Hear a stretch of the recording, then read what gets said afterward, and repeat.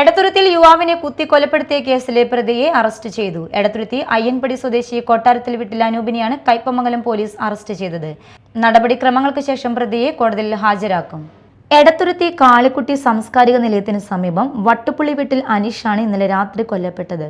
ഞായറാഴ്ച വൈകിട്ട് 7 മണിയോടെ അനീഷും അനൂപും ഉൾപ്പെടെ 5 അംഗ സുഹൃത്തുക്കൾ അയ്യൻപടിയിലെ സുഹൃത്തിന്റെ വീട്ടിലിരുന്ന് മദ്യപിച്ചിരുന്നു. അവിടെ നിന്ന് പുറത്തിറങ്ങിയ ശേഷം രാത്രി 8 മണിയോടെ അനീഷും അനൂപും തമ്മിലുണ്ടായ തർക്കത്തെ തുടർന്നുള്ള വൈരാഗ്യത്താൽ അനൂപ് അനീഷിനെ ആക്രമിക്കുകയും കയ്യിലുണ്ടായിരുന്ന കത്തി ഉപയോഗിച്ച് അനീഷിന്റെ വയറ്റിൽ കുത്തുകയുമായിരുന്നു. കുത്തേറ്റ അനീഷിന്റെ നിലവിളി കേട്ട് തൊട്ടടുത്ത് താമസിക്കുന്ന ജ്യേഷ്ഠൻ സന്തോഷും പരിസരവാസികളും ഓടിയെത്തി ഉടൻ തന്നെ ആശുപത്രിയിൽ എത്തിച്ചെങ്കിലും ജീവൻ രക്ഷിക്കാനായില്ല. സംഭവ സ്ഥലത്ത് നിന്ന് രക്ഷപ്പെട്ട പ്രതി അനൂപിനെ അയ്യൻപടി ഉന്നതിയിലെ ബന്ധുവീട്ടിൽ നിന്നുമാണ് പോലീസ് പിടികൂടിയത്.